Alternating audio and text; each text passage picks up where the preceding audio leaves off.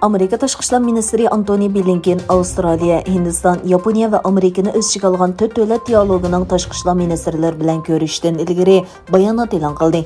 Blinken Xitoy bilan bo'lgan to'qinishning muqarrar emasligini, ammo Amerika va uning ittifoqdoshlarining cho'qim Xitoyning tajovuzchiligining tahdidiga uchrayotgan qoidalarni asos qilgan sistemani qo'llashi kerakligini o'tirib qo'ydi. Yana bir tarafdan Xitoy Tashqi ishlar ministrligi Amerikani 4 taraflik dialogiya orqali boshqa davlatlarni Amerika demokratiyasining o'lchimini qabul qilishga qistadi deb aybladi.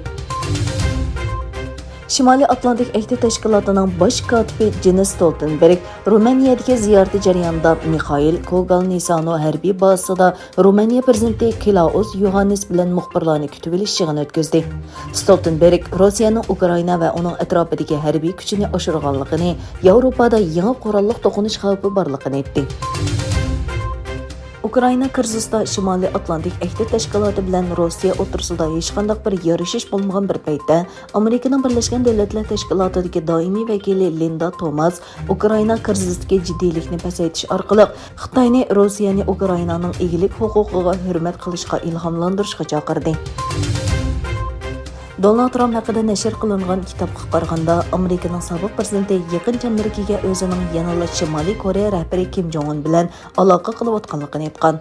Ishonchlik odam nomli kitobning avtori, New York vaqt gazetining muxbiri Maggie Haberman Trumpning o'zi bilan aloqa qilgan birdan-bir chet el rahbarining Kim Jong Un ekanligini bayon qilganligini o'tirib qo'ydi. Donald Trump o'zining Kim Jong Un bilan 2018-yili ko'p qatam xat yozishganligini bayon qilgan edi. Lekin ikki taraflik suhbatga qaramay, ikki rahbar Koreya yarim orolining yadrosizlashtirish kelishimi hosil qila olmagan edi. Yaponiya Tashqi ishlar ministrligi Ukrainadagi fuqarolarni Rossiya bilan Ukraina o'rtasidagi ziddiyatning kuchayayotgan mezgilida chegaradan ayrilishga ogohlantirdi. Diplomatiya ministrligi e'lon qilgan bayonotda Ukraina bilan chegaralangan Belarusiyada o'tkazilgan Rossiya-Belorussiya birlashma manevri tilga ilinib, Rossiyaning harbiy paraxodlarining Qora dengizda yurayotganligi eskartildi.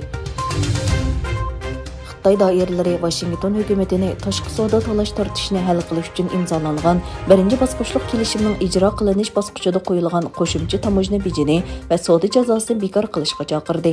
Savdo ministrligining bayonotchisi Gao Feng bayonotda Xitoy tarafining kelishimni yo'lga qo'yish uchun zarur tirishchanlik ko'rsatganligini ta'kidladi. Amerikaning Birlashgan Davlatlar Tashkilotining Janvardagi ishxonasida turishliq doimiy vakili Xalqaro emgak tashkilotining Xitoyning Sharqi Turkistonda xizmatchi qabul qilishda diniy va milliy kamsitishga chetishlik qilmishlari to'g'risidagi dokladini qarshi oladiganligini bildirdi va Xitoyni bu xil qilmishlarni to'xtatishga chaqirdi.